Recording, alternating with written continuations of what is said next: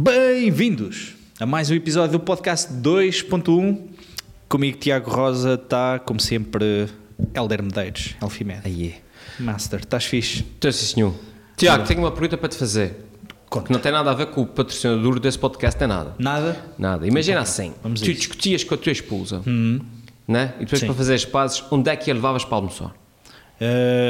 Fazer as pazes, onde é que... Espera aí, mas quem é que teve a culpa? Sou eu ou é ela que tem a culpa? Não costuma ser sempre tu. Sim, normalmente é sempre. Então pronto. Não, se fosse ela, levava ao Maurício, comer cachorro só. Maurício é excelente. Sim. Mas se a culpa é minha, tenho de a levar a um sítio mais fixe, não é? Um restaurante bom, Tipo? sei lá, o restaurante do Hotel Azores Royal Garden, o Koi. Restaurante Koi. Já foste lá? Já por acaso patrocina aqui o podcast. O podcast é Por muito coincidência. fixe. Por coincidência. Não, mas era o sítio ideal, a mensagem é esta: o Sim. sítio ideal para um jantar de pazes, de reconciliação, Sim. por exemplo, Sim, sim. seria o Koi Restaurant. Sim, sabes porquê? Tem Não. uma vista muito agradável para o jardim asiático do Royal Garden. Sim. Pá, e depois a comida é excepcional, o serviço é muito bom, o espaço é super agradável e, portanto, para jantares desses era isso. É isso. Estás-me a indicar aqui que também para... Não estou a dizer que devias ler o que está aqui escrito. Sim, Não, sim. diz o que te devia à cabeça. Isto imagina, para jantares de reconciliação, Sim. Koi. Agora, imagina que queres almoçar durante a semana e não tens muito tempo, Exatamente. ok? Claro. O Koi Restaurant será que é uma boa opção para Não essas sei, situações? diz-me tu. É claro que sim, sabes porquê? não. Tem o menu Easy Tasting, Sim. ok? Para além de ser rápido, é muito saboroso. E, portanto, para as pessoas que querem uma experiência gustativa, rápida, a um excelente preço aqui no centro de Ponta Delgada, têm também a opção de fazerem um excelente almoço durante a semana no Koi. Olha, sabes o que é que eu vou fazer? O que é que vais Vou fazer? chegar a casa, vou inventar uma discussão com a minha mulher só Ora. para poder trazê-la aqui ao restaurante no dia a seguir. Exatamente, que é o que eu sugiro todos os ouvintes a fazer. Zanguem-se com as vossas mulheres, venham fazer as pazes ao Koi Restaurant. E é isso. E agora vamos começar o podcast. Nota, se Sim, as sim, pazes correrem mesmo bem, Sim. o hotel tem montes de quartos. Exato.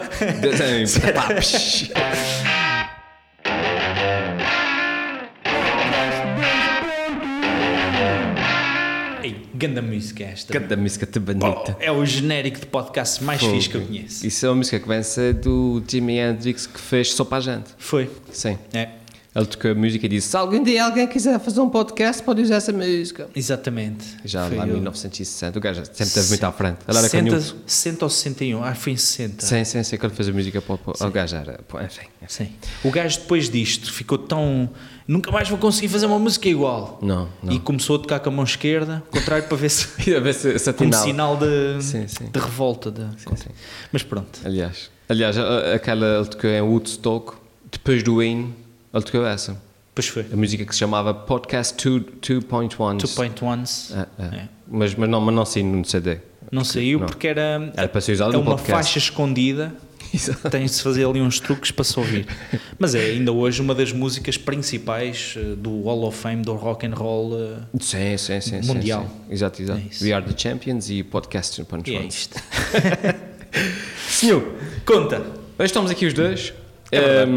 Lembrei-me daqui de fazer uma coisa engraçada, que é no meu podcast, no outro, é que eu me pedi ao pessoal para mandar perguntas e o pessoal manda perguntas para caramba e o que é sempre bonito. E lembrei-me nessa edição, como nós tivemos uma semana meia tarefada, não conseguimos combinar com ninguém para vir Pois é. e como nós os dois somos os melhores convidados desse podcast, Yes. portanto, quem vier de para lá vocês. Falamos de forma mal informada sobre todos os temas. Exatamente. Não há nada que nos preocupe aqui. E esse é melhor porque não há ninguém informado para nos contrapor. Exatamente. Portanto, só pode dar certo. E então, eu trouxe aqui 3 perguntas que acho que são boas perguntas e que podem ser bons Temas de conversa. Exatamente. Yes. E por acaso eu li as perguntas e disse: olha que fixe, era fixe partilhar isso com alguém para não ser só eu a falar dessas coisas. E portanto, sentes-te à altura do desafio? Ainda não sei quais são as perguntas. Primeiro, cor das tuas que vai ser um nível de... Pretas sempre. Que é para não se notar Exato, as minhas são castanhas. as marcas de travagem.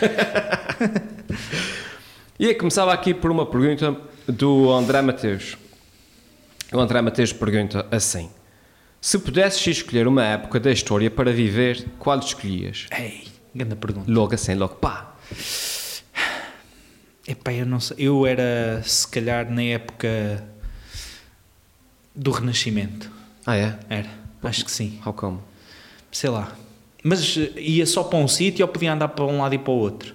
Epá, é uma época da história. Uma Digo época da eu, voltas história. para trás no tempo, mas para o espaço onde quiseres. Podes ir Epá, para o então Japão. eu ia assim para fins do século XV, XVI. 15, Pronto, 16, sim. era aí. Sim, sim. O que é que aconteceu nestas alturas? Pá, uma expansão muito grande em termos de descobrimento geológico, descobertas portuguesas, por exemplo, a expansão nacional, e deu-se também um advento de crescimento assim em termos de arte, cultura, sobretudo em Itália, Espanha, Portugal também. Sim. Pá, e era para aí que eu ia. Mas ias fazer o quê? Opa, ia ver aqueles gajos a trabalhar, sei lá, Tipo tirar fotografias? ia ver o Michelangelo a fazer a pilinha do David. que sei, que é a parte mais conhecida. Exatamente. Ia vê-lo a pintar os tetos da Capela Sistina. Mandassem uns bitados. Ei Miguel, faz isso maior. Imagina que eu conseguia fazer-me, sei lá, aprendiz, servente de obras, trabalhar para as obras. Melhor, metia-te lá uma carinha no meio do teto, uma das carinhas era um a tua. anjinho. Exatamente. Sim. Ou a pilinha do David, inspirada em mim, quem sabe? Exato. Não, acho pequenino. Exato. Mas, não sei, mas acho que era uma época que eu gostava de ver, tipo, sobretudo se eu pudesse ir para esta época e pudesse ser invisível também. Dava para juntar os dois poderes, estás a ver? Sim, aqui não fala nisso, mas... Sim, mas ou seja... Se pudesses viajar no tempo, à partida tinhas era para não poderes. influenciar, estás a perceber? Ou seja, o meu papel, se pudesse viajar no tempo e não influenciar, ou seja, ser invisível e estar lá num cantinho, epá, eu adorava estar a assistir a isto. Sim. Estes momentos. Por exemplo, estar num alto da coroa qualquer, em que os gajos decidem investir na descoberta de um caminho marítimo qualquer, ou da ida para a América, estás a perceber? Pá, eu adorava estar a ver mesmo estes momentos históricos. Que giro. Era isto. É isso. Tinha um lado mau, mas pronto, eu já falo sobre isso. E os teus? Eu tenho uma vantagem injusta sobre ti, que é, eu já conheço as perguntas, e como tal... Pensaste melhor nisso. Mesmo sem querer, né, uma pessoa pensa sempre. E eu pensei durante algum tempo, tipo 40 segundos, e cheguei à conclusão que a época da história onde eu queria viver mesmo é agora. Tipo, agora mesmo. Tipo, eu não mudava, estás a ver? Porque depois pensei... Eu estava a dizer um bocadinho sobre isso. E cheguei à conclusão que qualquer uma das outras épocas da história, pá, não são tão boas como a atual. Por exemplo, essa semana eu tive a minha filha doente, os meus filhos doentes. E eu estava com a miúda ao colo, não sei o que mais. E eu pensei cá para mim, as coisas que nós hoje em dia tomamos por garantido, tipo o Ibron e o Benuron e o antibiótico e não sei o que mais. E eu pensava cá para mim, o que é que o pessoal fazia em 1830 quando os bebés tinham febre? Estás a ver? Quando tinha uma amigdalite e que nem sequer sabiam o que era. Casca de cebolo. Tipo 3 gotas de xixi de burro holandês, assim, em cada olho. Depois eu pensei, a minha casa hoje em dia, ao nível de conforto e de condições de higiene e de tudo, eu vivo hoje em dia muito melhor na minha casa do que qualquer rei do planeta em 1350, estás a ver? E eu pensei, a gente vê nos filmes aqueles bailes em França de 1700 e não sei o que mais, e eu olho para aquilo e eu penso outra vez assim, é tudo muito bonito, mas o pessoal devia cheirar mal para caramba. Pronto, mas era isto que eu estava... Eu quando deixei aquela ponta solta, agora ia ter problemas, pá, estava mesmo a pensar nas questões de saúde e higiene. Pois é isso. Se aquilo era um penar, meu, esgotos a céu aberto, exatamente. O pessoal a despejar penicos pela varanda e pela porta de casa para o meio da rua. Portanto, eu se já stress com gajos que vão passear o cão e deixam ficar o cocó no meio do jardim. Exato. Imagina no século XV, XVI, estás a ver? Pois é isso.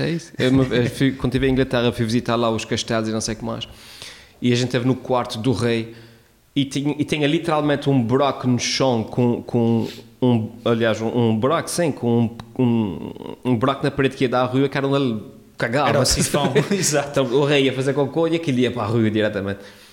E por isso eu pensei e disse, pensando bem, qualquer uma das épocas históricas, voltando até às mais recentes, a 1900 e coisas assim, que o pessoal não havia anestesia, ias ao médico e ele cortava, serrava-te o braço, estás a ver? Outra anestesia era 3 shots de whisky também. Mas eu só tenho uma unha comprida. Exatamente. Não era mais fácil cortar a unha, não é o braço. A gente vai ter que fazer uma cena, como é que eles faziam? Aquela do sangue, estás a ver? Sim. Vazar o sangue, tens muito sangue e coisas assim. Tem um nome qualquer que eu agora não me lembro, sim, mas bleeding, era bleeding. Sim, bleeding, sim.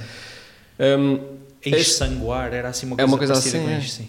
É isso. E depois, um outro facto que eu acho que nós não temos noção, porque estamos a viver no momento, mas eu acho que estamos a atravessar agora um período da história que vai estar ali mais ou menos a roçar, ou seja, daqueles períodos que em 2800 eles, quando olharem para trás, vão estudar, como a gente estuda o Renascimento e não sei o que mais, vão estudar o século XXI, estás a ver?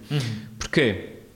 Porque nós, ao nível do pulo tecnológico, acho eu, estamos agora a viver aquela expansão incrível onde há 30 anos nem sequer existia internet, e o pessoal em 2800 vai estudar, e então, grandes pulos, o primeiro gajo que descobriu o fogo, o primeiro gajo que inventou a roda, e depois no século XXI, quando a tecnologia deu aquele pulo permitiu tudo o que existe hoje em dia em 2800, tipo a internet e o chip e as descobertas científicas e a Marte e essas coisas assim, sabe?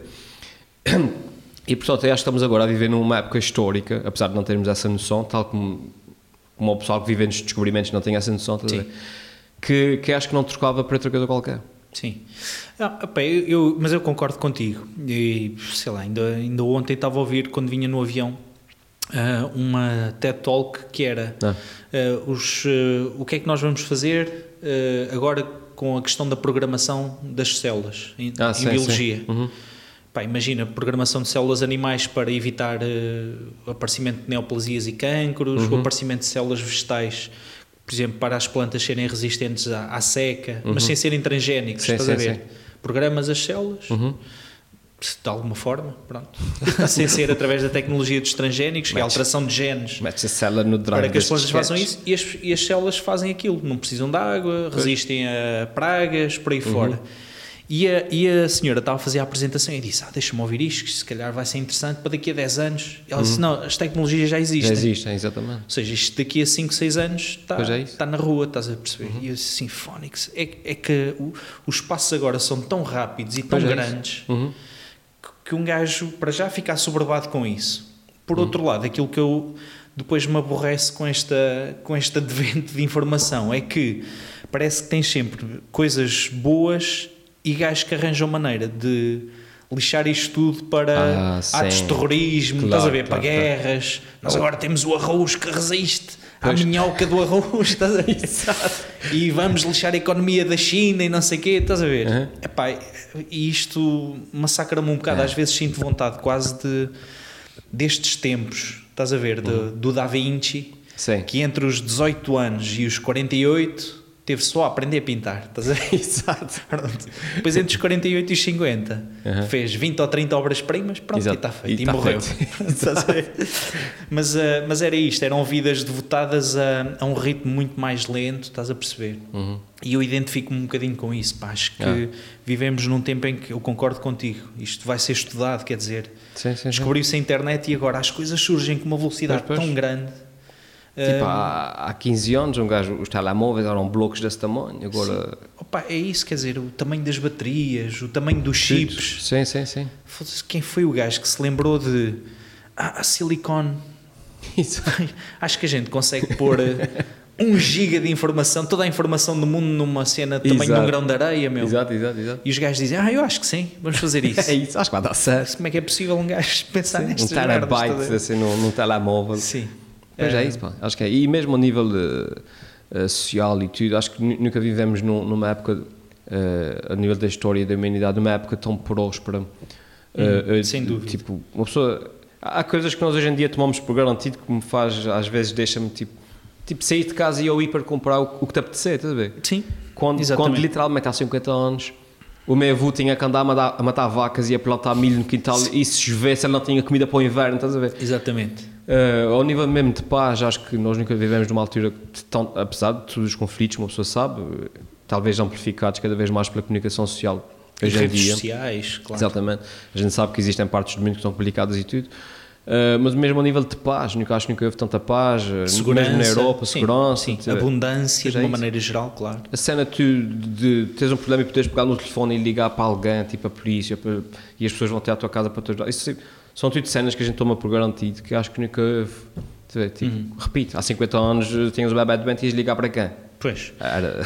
Mas é isso. Eu acho que depois o lado negativo, para mim, do tempo de hoje, mas concordo contigo, acho que vivemos na melhor altura, tens sempre um lado negativo, há sempre uma pessoa que consegue ver lados negativos em tudo, estás a perceber? Claro, e esta informação chega-te às resmas, porque depois interages com esta informação, porque não concordas, ou vês numa rede social qualquer e fazes um comentário a dizer que não gostas, porque normalmente quando gostas metes só um like e não dizes nada. Exatamente. E o teu feed de notícias depois alimenta-te coisas que tu não gostas e às quais tu respondes e interages mais e não sei o quê.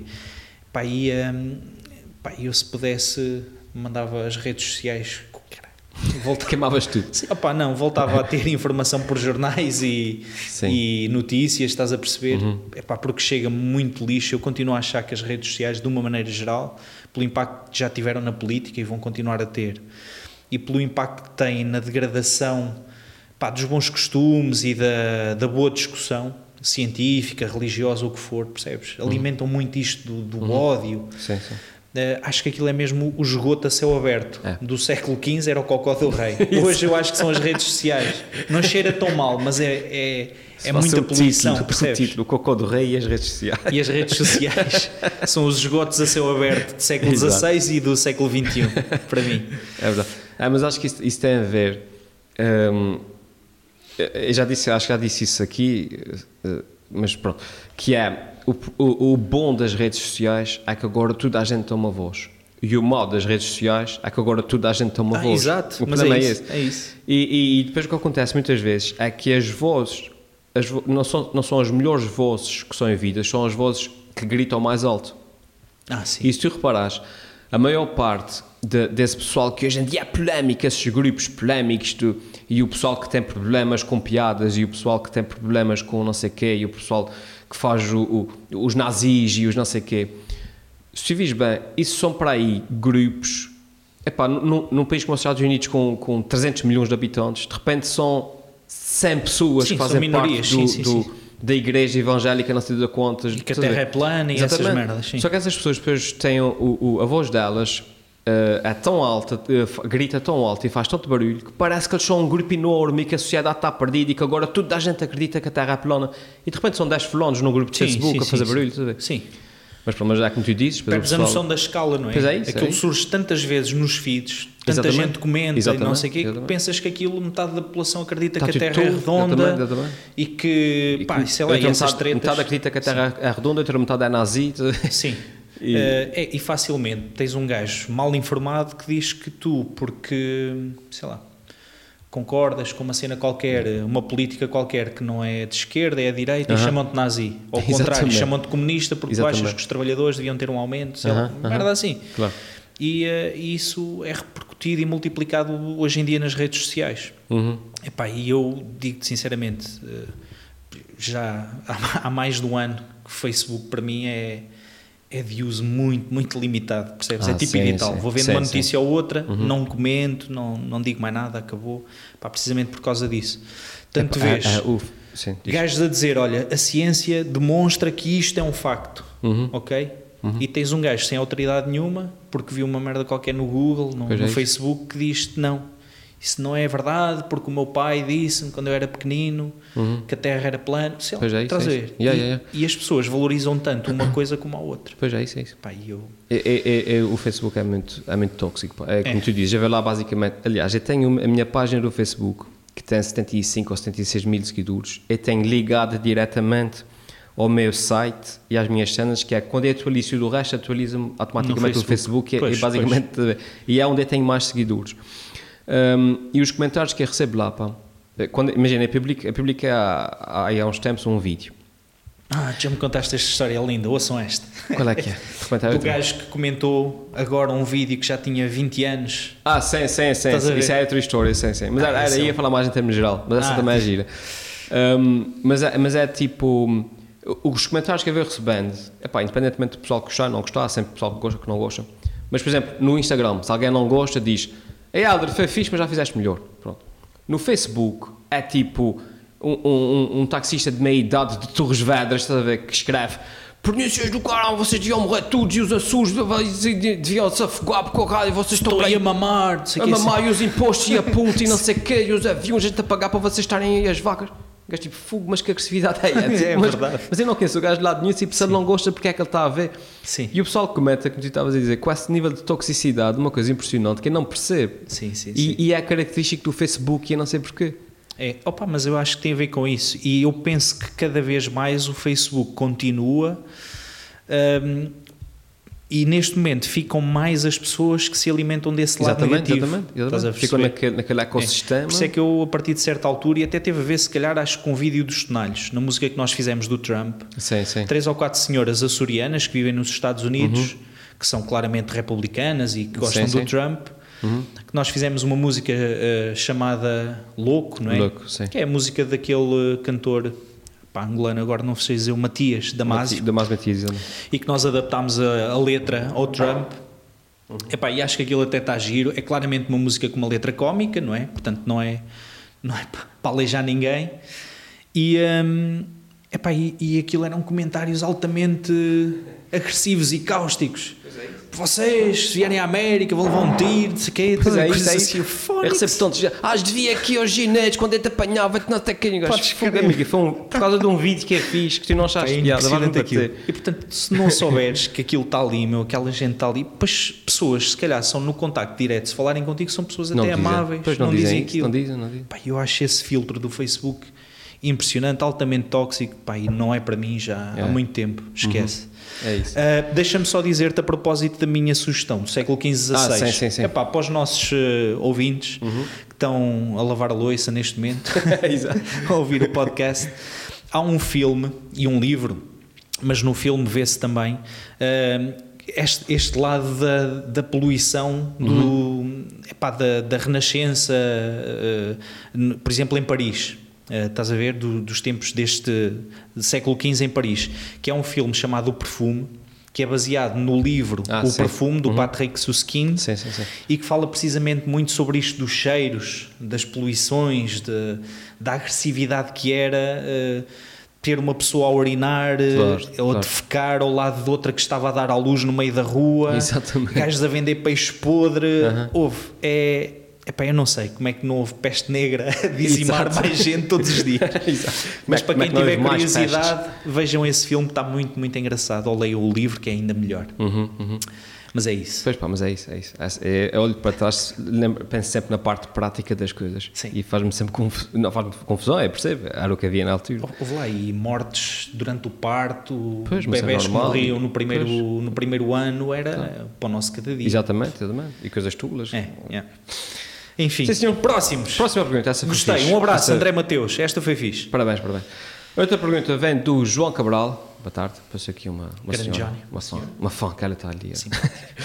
O João Cabral, que é patrono aqui do meu canal, diz assim: por curiosidade, se o Ricardo Araújo Pereira te convidasse para o seu programa para falar do humor que se faz por terras açorianas, como descreverias a evolução do mesmo? Depois tem aqui uma segunda pergunta que a gente depois logo vê se dá tempo. É a pergunta da prática, a pergunta: qual foi a piada que mais te deu prazer em contar até o momento? E és o Ricardo Araújo Pereira, que tu já vives cá há mais tempo do que viveste onde nasceste? Sim. Como descreverias a evolução do humor que se faz por cá? Sim. Eu quando cá cheguei, a única referência, e digo isto com sinceridade, que eu tive na fase inicial, em 98, do humor, era a Timaria do Nordeste. Sim. Continua ativo, continua a reunir consenso e muita gente que gosta, portanto... Agora, é um humor de sketch, assim, baseado em anedotas mais ou menos conhecidas, muito bem adaptado, é uma personagem incrível... Mas acredito, nos últimos 20 anos houve muitos grupos, sei lá, os Fala Quem Sabe, excelentes, também foram muito bons, estás a ver quem é, não é? E ultimamente, com o surgimento também aqui de comediantes de stand-up, que têm estado aí a aparecer em São Miguel, também connosco, nas Comedy Sessions. E acho que para responder assim em concreto, acho que foi um humor que se foi aprimorando e que neste momento nos Açores tens humor de sketches como os Tonalhos e a Timaria do Nordeste, que é um humor que qualquer pessoa vê e que gosta, não é? E tens um humor que vai ficando também mais refinado na palavra de alguns comediantes de stand-up. Certo. Que é o teu caso, é o meu, pá. O pessoal até nem diz muitos palavrões, tentamos introduzir ali alguma temática cultural e atualidade.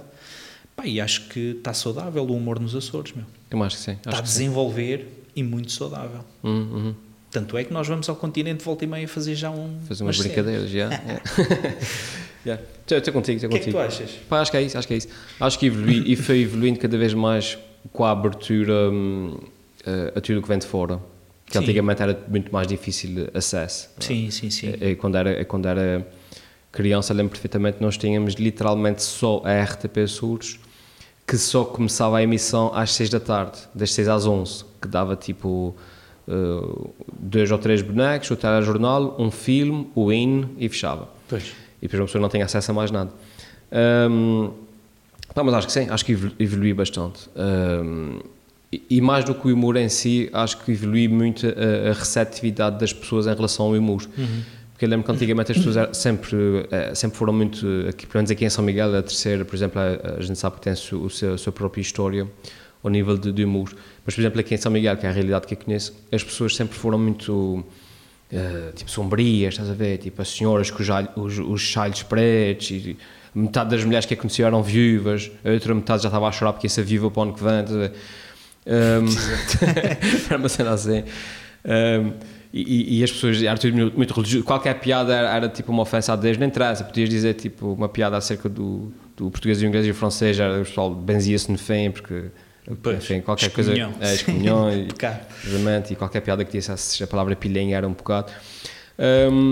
Exatamente.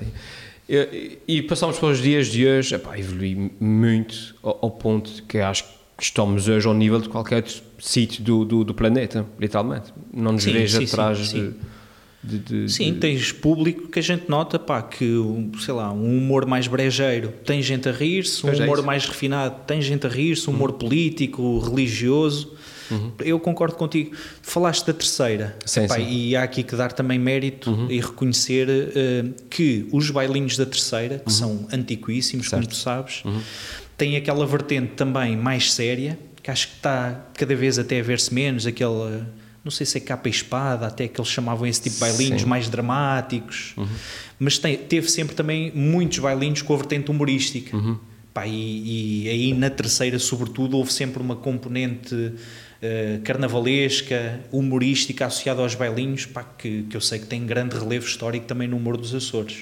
Portanto, tirar o chapéu a essa malta, vale a pena assistir a esses bailinhos. Mas isto dizendo que estamos saudáveis. Estamos bem. Acho que sim. Nota-se também pelas salas cheias com que recebemos artistas que vêm do continente, normalmente, sei lá, o Raminhos, o Bruno Nogueira, atuam em coliseus e em teatros que enchem sempre, normalmente, e mesmo que para respondem nós, muito mesmo bem. Para nós, por exemplo, o Palco Comédia, há 20 anos, penso eu, seria impensável teres um teatro micaelense escutado para vires um fulano a falar durante uma hora. Sim, claramente. A fazer, nesse caso, stand-up. Mas, e notas que as pessoas perguntam quando é que é o próximo. Quando é que é o próximo, não é? É Portanto, está saudável e penso que está a crescer bem o humor nos Açores neste momento. Sobretudo em São Miguel e Terceira, que é o que eu conheço mais. Pois é o que a gente conhece. E já agora, a segunda parte da pergunta, qual é a piada que mais te deu prazer em contar até o momento? Para mim são sempre as últimas. É isso.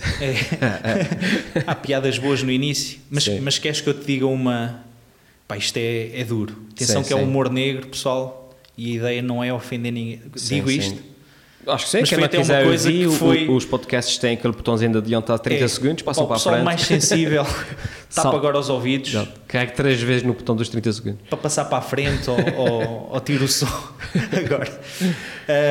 Que foi uma piada que me surgiu também por uma associação que vi num texto do João Gregório, o Gri, que é um colega nosso dos Tonalhos, um grande abraço. E ele tinha uma associação que eu depois fiz, que era... viram agora na SIC aquela reportagem sobre as crianças que nos anos 70 eram dadas por famílias com muitas dificuldades a militares americanos, portanto, e eles depois iam para a América. Pronto, felizmente isso hoje em dia já não acontece, porque já há ecopontos na terceira. E eu achei esta, de uma violência poética. Um gajo com sentido de humor muito negro consegue... esta para mim foi incrível, parti-me a rir com isto. Para quem carregou no botão dos 30 segundos, bem-vindos de volta. Bem-vindos de volta. Está tudo bem, não aconteceu nada. Se ouviram isto, já não há forma de apagar isto da memória. Exatamente. Muito violento, mas para mim foi uma piada bem construída. Estás a ver? Mas a questão da violência é subjetiva. Isso é uma piada que se eu visse do Rui Sinel de Cordos, achava até suave para ele. Já sabes ao que vais ali. Exatamente. Mas tem as características que eu adoro numa piada, que é engana-te. Exatamente. Ou seja, quando diz assim, ainda bem que hoje isso já não se faz na terceira, e tu pensas, porque a economia melhorou, as condições das famílias melhoraram muito, e tu depois rematas com esta tragédia que também correu bem, felizmente, não é? Da criança que foi encontrada no ecoponto, e enganas a pessoa, e eu acho que o humor tem muito a ver com isto. A punchline leva-te a acreditar numa coisa e depois engana-te. Exatamente. É isso. Da minha parte, eu volto à resposta inicial. Até porque eu já faço vídeos há 10 anos, mas já tenho para aí, no meu canal do YouTube, tenho para aí 400 ou 500 vídeos, tirando os 20 anos de sketches que a gente já escreve, e os stand-ups e não sei o que mais, acho que são muitas piadas para me lembrar sinceramente qual é a minha preferida. Depois eventualmente lembrar-me de uma ou outra que na minha memória correram muito bem, ficaram gravadas que me têm sido apoteóticas, mas não posso dizer que seja a minha preferida. Por exemplo, o vídeo da América, é um vídeo que eu me lembro, e claro que é um dos meus vídeos preferidos, que foi um vídeo que me deu aquele impulso, mas não posso dizer que seja as melhores piadas que eu tenha feito. Portanto, eu volto sempre à cena foi a última piada que eu escrevi, que é aquela que na minha memória é que me fez rir há pouco tempo, e é um bocado por aí. E acho que é mesmo verdade. Acho que de uma maneira geral os humoristas, quando dizem isto, estão a ser sinceros. Pois é isso, porque não... A última coisa que me fez rir foi a piada que eu escrevi ontem. Exato. Agora, tuas, eu lembro-me sim dos primeiros filmes que tu fizeste, se fosse feito nos Açores, tens uns geniais. Quero ir para a escola, quero ir para a escola. Para a América. E no contexto de Tonalhos, se calhar a minha deixa preferida de todos os tempos foi o momento em que nós estávamos a fazer um sketch que se chama O Último Pequeno Almoço de JC. Exato. Em que, às tantas, um dos apóstolos, eu estava a fazer o papel de Jesus Cristo, tu estavas a fazer o papel de Judas, o João era o João Gregório, duas menções ao Gripe, excelente humorista também, grande tonalho, e o gajo estava-me a pedir uma cunha para eu lhe arranjar um emprego e tal. Eu disse assim, eu não sei se consigo arranjar-te emprego, liga ao meu pai. E o gajo disse assim, esqueci-me do telemóvel no cu de Judas. E nisto há uma pequena pausa em que há um efeito de bola de neve que as pessoas começam a perceber o que é que aí vem. Exato, percebem e começam-se a rir. Que é que sou o Judas, e o Judas está na mesa. Exato. E o Helder faz assim um jeitinho, tira um telemóvel do cu e pronto, exato. E o resto da casa vai abaixo. Exato. E não foi preciso dizer mais nada. Não foi preciso dizer mais nada. E essa para mim é a piada dos Tonalhos até hoje. É muito boa. Quem ainda não viu, tem o vídeo no YouTube. Tem o vídeo, procurar é muito o último pequeno almoço de JC. Nós temos sketches muito bons, pá. Sim. Acho que nós... sabes que às vezes o pessoal, quando tem sucesso, há uma série de fatores, agora aqui num pequeno à parte, para passarmos à próxima pergunta, há uma série de fatores que se juntam quase de forma milagrosa para que as pessoas tenham sucesso, não é? O fato de apareceres na altura certa, o fato de estares no sítio certo, o fato de dizeres a piada certa no contexto certo, e de repente tens ali um público. Eu acho que os Tonalhos, pá, eu acho que nós aparecemos na altura certa, que aparecemos alguns anos antes do Gato Fedorento. Sim. Quando aquele tipo de humor, o público estava muito receptivo àquele tipo de humor. Portanto, aparecemos na altura certa, com o tipo de humor certo, com o registro certo. Tivemos só duas falhas, que foi estarmos talvez no sítio errado, que faltou-nos exposição por estarmos aqui em Ponta Delgada em 2001, uma coisa assim, e não termos sido um bocadinho mais ambiciosos. Acho que faltou-nos essas duas coisas. E hoje acho que de repente tínhamos dado aí Sim, ombreado com outros grupos de sketches semelhantes, não é? Que apostaram mais a sério nisto, ou tiveram esse contexto, tu dizes, se calhar no sítio certo, na altura certa, tiveram outro tipo de oportunidades a surgir. Portanto, isto sem querer tirar mérito a ninguém, claro. Mas considero que nós temos uma pool de trabalho em mais de 20 anos de Tonalhos que podiam ombrear com o Gato Fedorento, ou aquele trabalho que os Portuguese Kids tão bem fazem também. Por exemplo, agora, sem querer, salvo seja para quem está a ouvir, não te estou a comparar com os Gato Fedorento, nem tipo, não estou a dizer nada disso, mas, por exemplo, e falando de uma forma o mais objetiva possível, dentro da subjetividade que me é possível, por exemplo, eu subscrevo o canal dos Gato Fedorento e eles lá de vez em quando publicam aqueles sketches antigos que eles têm nos DVDs e pá, em 90% dos sketches deles envelheceram muito mal, sabe? Sim. São sketches isso, pá, que são qualquer pechen hoje em dia no seu quarto faz um sketch melhor do que aquilo para o YouTube, sabe? Enquanto que acho que a maior parte dos nossos sketches envelheceram muito bem. E a prova disso é que nós ainda hoje fazemos sketches que já têm 12 anos e ainda hoje têm uma boa reação do público. Sim, a gente quando planeia muitas vezes uma atuação vai buscar sketches com 10 anos ou mais, na boa. Sim. Acho que envelheceram muito bem. Sim. E pronto, e é isso. É isso. João, obrigado pela tua pergunta. E vamos à última pergunta. Já estamos aqui quase com 40 minutos. Let's go. Está bom, está a correr bem. Diz o Alberto Sousa: estudei na Universidade dos Açores há uns 20 anos e, infelizmente, ainda não voltei a Ponta Delgada, apesar de ter ficado apaixonado pelas ilhas e seguir sempre o que se vai passando por aí. Como é que acha que está a cidade, Ponta Delgada? A mudar para melhor, para pior? Acho que há uma resposta muito clara aqui, na minha opinião. Diz. Começo eu. Pode ser? Eu também estudei na universidade há cerca de 20 anos, há 21 anos que eu entrei e saí em 2004. Da pós-graduação, portanto terminei a licenciatura em 2003. Apanho Ponta Delgada em 98, ainda naquela fase em que ao domingo à noite e nos feriados não havia nada aberto à noite. Claro.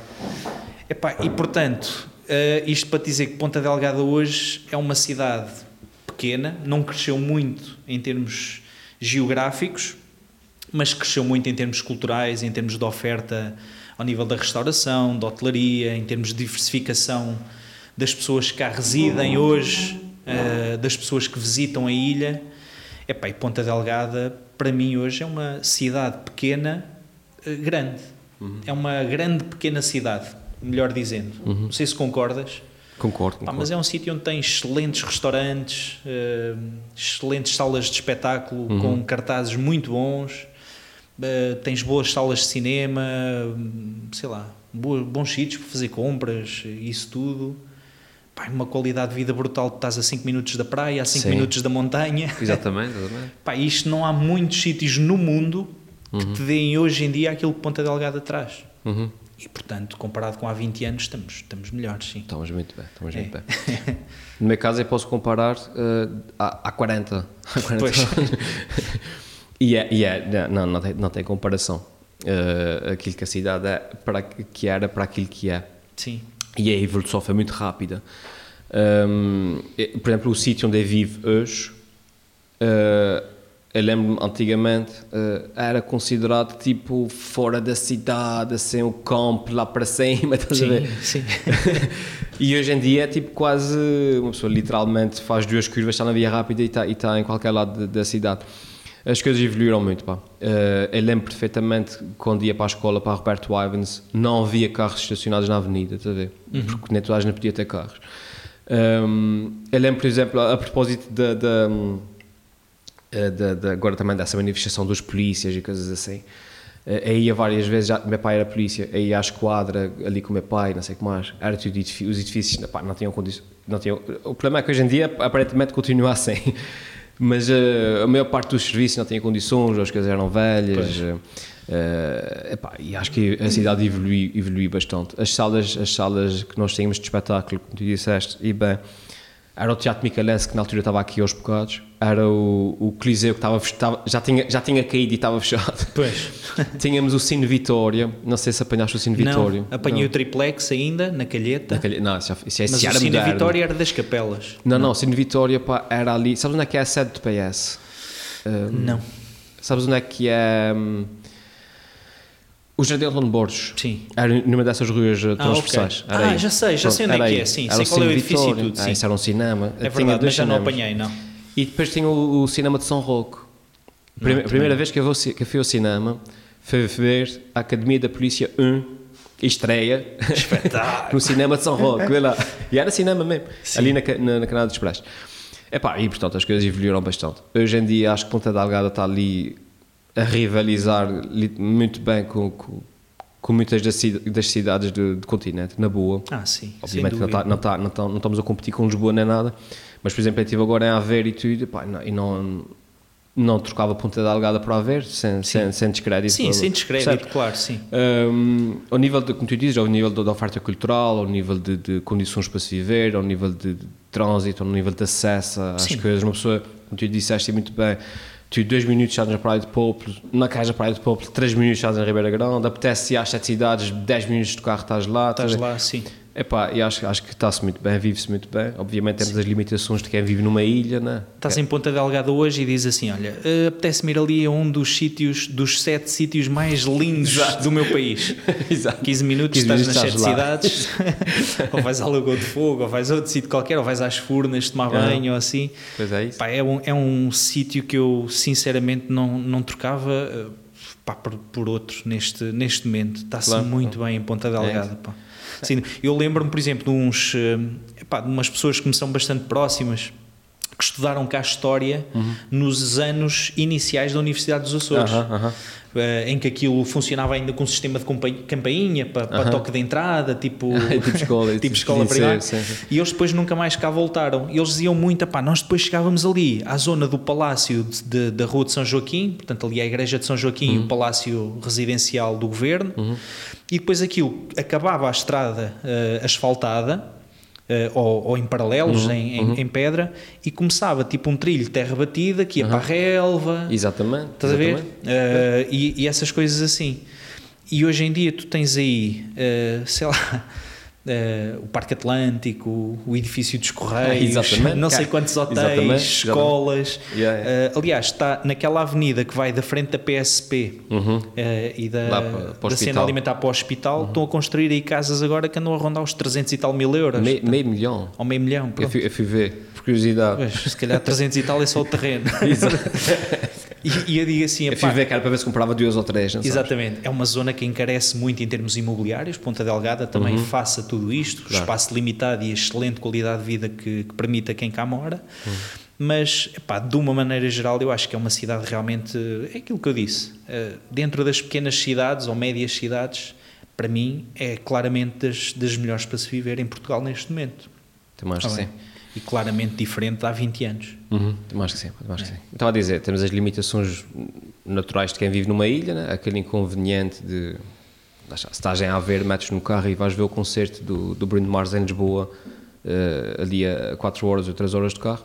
Aqui tens que apanhar um avião e apesar de ser uma viagem de 2 horas de avião, a verdade é que tu perdes um dia inteiro. Tens que ir 2 horas antes para o avião, depois tens que estar à espera do avião, depois tens que ir para Lisboa, depois não sei o que mais, de repente estás por ti, sais de casa às 7 da manhã, chegas lá às 10 da noite. Obriga-te a mexer com dias de férias ou assim. Pronto. Isso. Mas repara, os meus pais vêm cá 2 ou 3 vezes por ano com viagens planeadas nas low cost, que lhes sai mais barato vir aos Açores e voltar, portanto ir e vir, do que, por exemplo, ir a Lisboa pela autoestrada. Que aquilo que eles gastam em termos de combustíveis e de portagens é muito mais do que aquilo que eles gastam na viagem, por exemplo, do Porto para Ponta Delgada. Exatamente. Percebes? E é o que tu dizes, acabas por ter de fazer malas e ir para o aeroporto mais cedo e não sei o quê, mas quer dizer, vens para um sítio que não... Claro. Não existe mais lado nenhum no país, não é?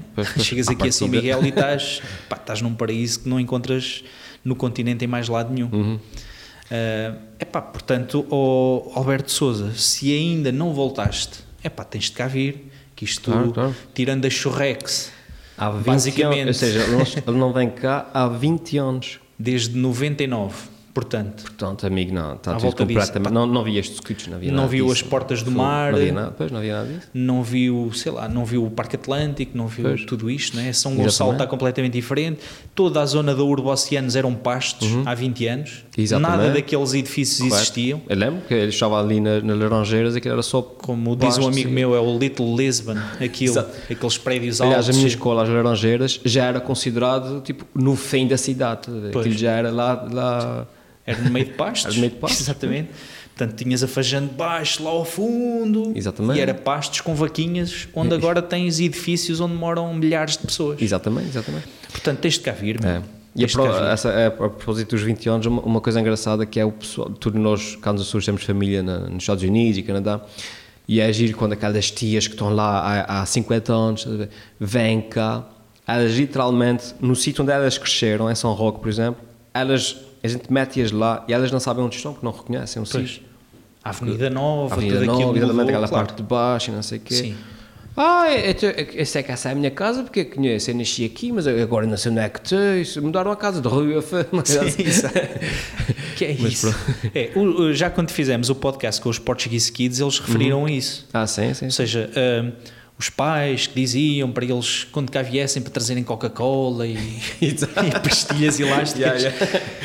E há um bocadinho essa ideia de que um gajo cá não há sapatarias, não há supermercados e não sei o quê. E eles depois diziam, quando chegas aqui tens se calhar uma qualidade de vida melhor do que em muitas cidades americanas, porque não tens trânsito, não tens custos de vida tão elevados, tens uma temperatura muito mais amena, não tens frio no inverno, não tens calor a torrar no verão. Eu diria que é dos melhores sítios do mundo para se viver. Agora, ainda bem que a maior parte das pessoas não concorda, não é? Se o pessoal do mundo descobre agora que Ponta Delgada é isto, a cidade perde-se, não é? Mas para já está ótimo e tens de cá voltar, Alberto. Fica ao convite e quando cá vieres, manda uma mensagem ao podcast 2.1 que a gente tinha todo o gosto em falar contigo. Se calhar era uma conversa fixe. Saber como é que essas falarmos coisas, com o Alberto, a experiência do pessoal há 20 anos. Para ele nos dizer, olha, de que é que te lembras de há 20 anos e o que é que tu achaste diferente. Devolvemos-te a pergunta. Ok, Alberto, faz-nos uma visita e temos todo o gosto em conversar contigo quando cá vieres. Tá? É isso. E é isso, acho que está bom. Por isso acho que foi muito porreiro. Passou muito. Já estamos com 50 minutos. O tempo voa. O que é que eu gostaria de fazer? Os agradecimentos. Estás comigo? É recordar aqui o apoio dos nossos amigos do Azores Royal Garden, um dos melhores hotéis, sem dúvida, para o Alberto ficar quando vier aqui aos Açores. Foi um segue bonito, vai. Exatamente. E em particular aqui ao Koi restaurante, que para além de jantares fantásticos, oferece aqui o cenário do jardim de inverno, e eu que adoro agora bonsais. Temos de falar sobre bonsais um dia, estou apaixonado por isso. Tá bem. Mas o restaurante Koi, de inspiração asiática em termos de cenário, tem toda a comida regional, nacional, tudo aquilo que vocês quiserem, muito bem confeccionado, a preços muito apetecíveis, e ao almoço tem a opção do Easy Tasting para servir refeições rápidas, baratas, aqui no centro de Ponta Delgada. Obrigado. E é isso. Não é isso. Não se esqueçam de fazer as estrelinhas no iTunes, que ajuda bastante. Deixem as vossas perguntas aqui em baixo, se quiserem ver. Façam comentários, é isso. É isso, comentem, interajam, que a gente interajam, está certo. E a gente mesmo nos episódios com convidados lê as vossas perguntas, já temos feito isso. E vocês às vezes têm uma abordagem que nos escapa, portanto participem. E não percam os próximos episódios que vão ser muito interessantes. Está bem? Vai. Tchau.